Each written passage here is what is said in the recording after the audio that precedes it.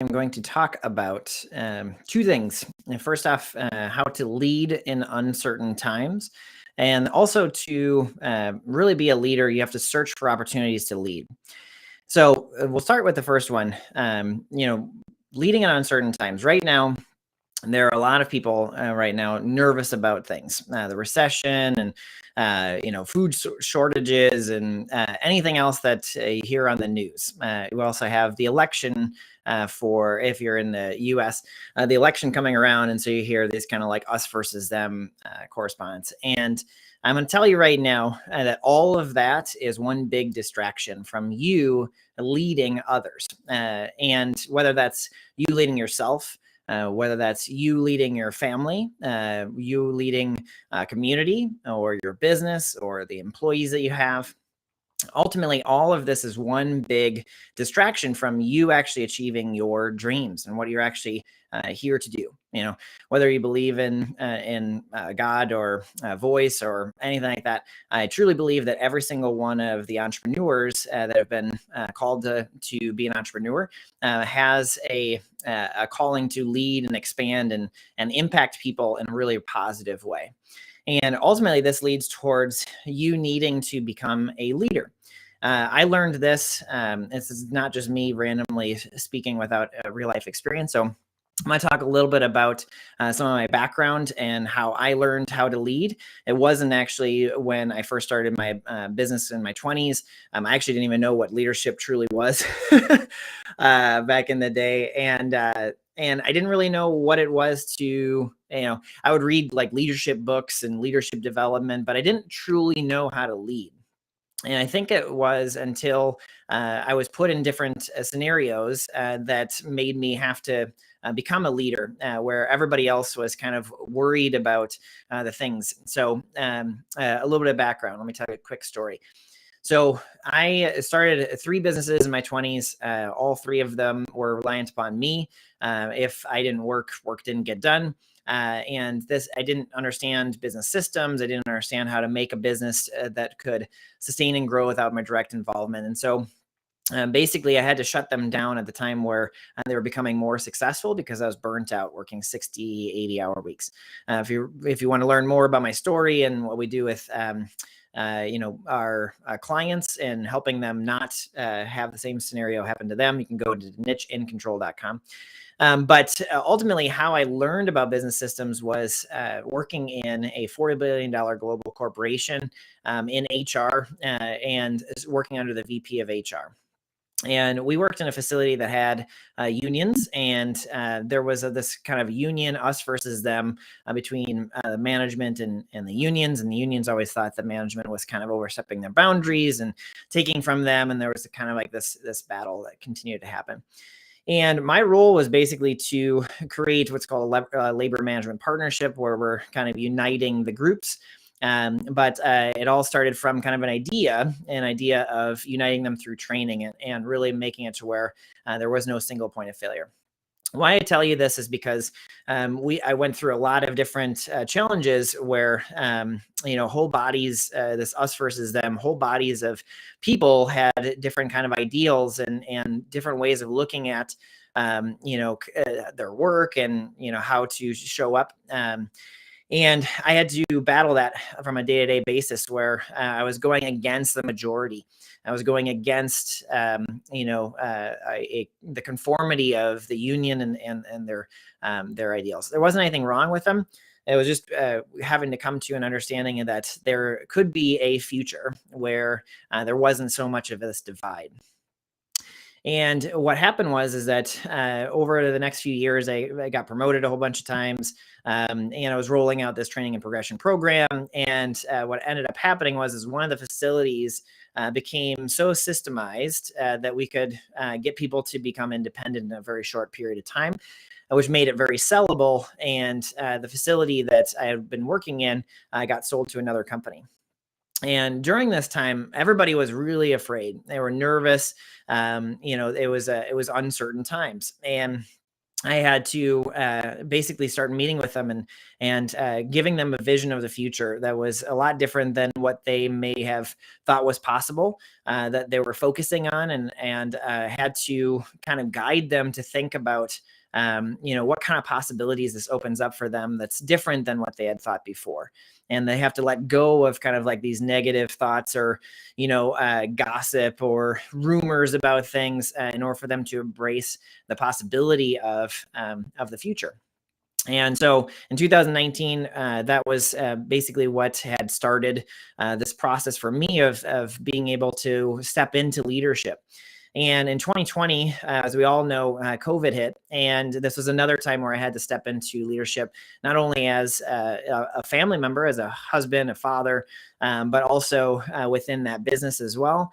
And trying to lead my team as everybody was starting to get fired and, deal with that as well. And then ultimately I had to create, that's actually where Niche and Control was created, was during an uncertain time for my family. I didn't want to make it to where we were completely reliant upon corporate America. And I knew that if you watched my video yesterday, I really knew that corporate America wasn't really for me. And I had to lead myself before I could lead others. And I started with myself, and I started with my family before I was helping others. And I feel as though we're being called as leaders. If you're listening to this right now, we're being called to rise and rise up and lead others during uncertain times. And the way to do that is actually based around leading yourself first. One of the things that I've done, especially in this last year, but I've been doing it for quite some time, is anytime that there is some type of change to the status quo, any type of a thing that kind of throws you off of your quote unquote normal, I always go back into reflection. What does this mean? What's kind of the gifts? What's the lessons that I've been learning so far?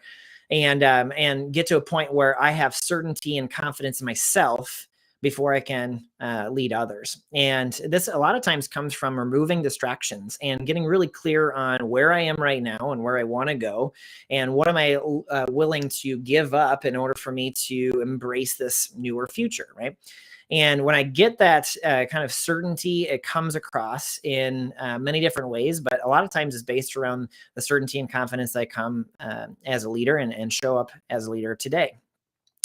And this is something that you can do as well. If you feel as though the recession is throwing you for a loop, or clients, if you're a marketing agency, I'm sure that clients are being way more stringent about, ad budgets, and they're nervous about things. But some industries are actually spending more. So, but during that time, this is a time for you to step up as a leader within your company and be able to give them certainty and double down on what is working. And maybe that means, reducing in order for you to expand. I'll be talking about different kind of methods of being able to do this within companies over the next few days, maybe even weeks, because I like this theme and I understand this theme about leading in uncertain times. And this is ultimately what has led me to do these lives. I was nervous about it. If you watched my previous video yesterday, where I talked about imposter syndrome and kind of my own journey to beat imposter syndrome, you'll understand that I've had to go through this myself because, who am I to lead a movement? Who am I to lead people during uncertain times? Who am I to do X, Y, and Z? And the question is, who am I not? If it's not me, who else is it? And maybe this is, maybe this conversation is actually more for people to understand they can lead themselves, that you can lead during uncertain times. It's not external, and you're actually embracing what's called an internal locus of control, where you're focused on the things that are happening for you as opposed to things happening to you. And when you come from this place, you lead people. So that's the first half. Second half is based around searching for opportunities. Searching for opportunities in order for you to lead. There's a quote: I realized that my job as a leader was to make change each and every day. And if you're stuck in kind of like this management mode, I'm going to end up releasing a content piece where it's based around management versus leadership in the next couple of days, because I think it's really important for people to understand the difference between these two kind of modes of operation. Either you're managing your life and just getting by and minimizing risk, or you're leading your life and leading your business towards your design and your vision. And the difference between management and leadership really comes into play, especially during uncertain times. And so if you can look at searching for opportunities to lead, broken down in two different categories. One is seizing the initiative. The other one is exercising outside. So seizing the initiative is broken down into four kind of pieces. The first piece is based around change requires leadership. And everyone performs better when they take charge of change. So when change starts to happen, those that perform better in that process are actually the ones that embrace it, and they start guiding the change towards the things that they want, as opposed to letting it kind of drift into a pit of crap. So change requires leadership. And right now, if you're getting this and you're staying with me right now in this conversation, in this discussion, then I believe that leadership is for you. If this is touching your heart and soul, then this is a time where you need to take charge of change. Second thing is leaders make something happen. So leaders are anticipating change. They're proactive with it. The recession happens. Okay, what do I got to do? What do I got to do about it? And what am I going to do in my business? Is there anything that I can cut when it comes to my own operations? Anything that's kind of like fluff? Let's get lean. That's another topic that I'll produce another content piece about, where there's 7 wastes of processes, and really setting up for lean operations. So that way you're not doing too much work, but doing exactly what is needed. And the third one is based around encouraging initiative in others. So when you're called to be a leader in uncertain times, it's important that leaders find ways for people to stretch themselves, whether you're leading your own team, leading your family, leading your kids, leading in the marketplace. It always comes back down to encouraging others and empowering others. And that's actually a part of the Leverage for Growth program. When you build all the systems and you kind of get to a point where you're scaling your business, then you're totally reliant upon empowering others to run whole parts of the company so you can focus on vision. And the same thing happens with uncertain times. You need to be able to encourage others to step up. And number 4 under C's initiative is challenge with a purpose. So true leaders tap into the people's hearts and minds, not merely their hands and wallets. And so I truly believe that anytime that there is this kind of like either a market correction or recession or uncertain times or challenges, that ultimately those that are meant to lead step up and lead and take the opportunity and challenge with a purpose, where they're focused on things that are different. If you've done marketing campaigns that worked before and they're not working right now, maybe switch into more authentic connection and personalization, where you're actually personalizing the whole experience, building trust with people rather than just trying to sell them. So that sees the initiative. Now, the second part, the second category is exercise outside. So what that means is that you need to promote external and internal communication. So in the midst of change, in the midst of leadership, you need to be able to get feedback, getting feedback from your clients. What's working, what's not? How can we make this better? I think that a lot of people are focused on getting new clients, when in actuality, they should be focusing on retaining the clients that they have right now, and making sure that client experience is so good that regardless of what happens externally, that partnership is still there. That's another thing that we focus on in Leverage for Growth.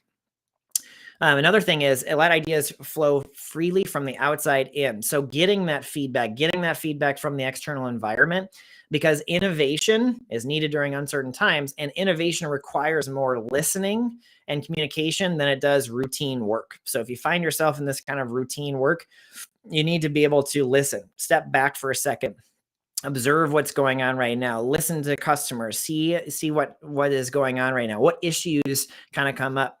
One of the most recent content pieces I also did recently was based around the issue log. This is another use of that as well. And then lastly, challenges often find you. So when you create this kind of feedback loop with your clients or the marketplace or internal within your team, so like your team goes out and is starting to talk with people about their feedback and kind of what's going on, they bring it in, and then within the team, you're starting to figure out different solutions to make that better for them. The challenge of leadership often finds you. And this comes from leading yourself. Then you can lead others. Then you can lead within your business, and you can lead within the marketplace as well.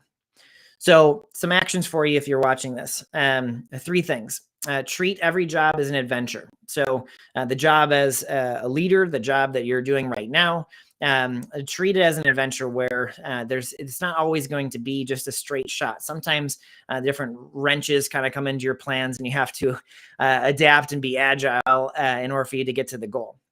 Second thing, question the status quo. So if things happen before that were working, but they're not working right now, it's time for you to shake things up. And if you are a leader within as an employee, or if you're an entrepreneur, you got to find different ways of kind of challenging what people had thought was reality, because ultimately that status quo is what got us to where we are maybe right now, but it's not going to get you to where you want to go.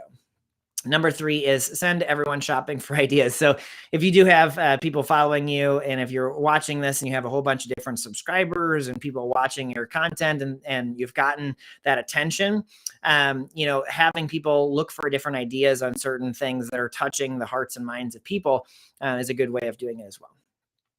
So that's ultimately what I wanted to cover today. And I hope that this finds you well, and I'll see you tomorrow.